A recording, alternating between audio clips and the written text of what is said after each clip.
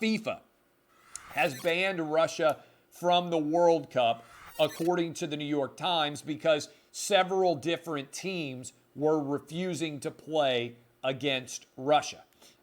This is, I think, an interesting move, the right move by FIFA as it pertains to allowing a country to participate in the World Cup when they're invading another country. But let me just say this. We just got back from China. The IOC didn't have the testicular fortitude to refuse to allow the Winter Olympic Games to take place in Beijing.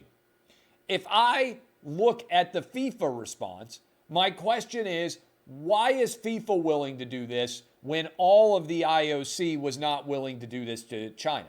We went to Beijing and bowed down in front of Chairman Xi, even though he has helped to cover up COVID and, I believe, allowed COVID to spread from a Chinese lab. Now, there's still debates about exactly where COVID came from, but I think all of the data and evidence that I have seen, and also agreed to, by the way, in England, militates in favor of believing that COVID came out of a Chinese lab.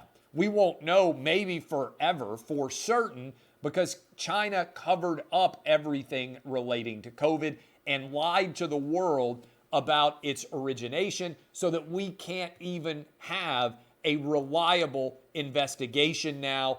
And yet we continued on to China and bowed down and allowed them to host the Olympics. I think it's the right decision by FIFA to pull Russia out of the World Cup over their invasion of Ukraine.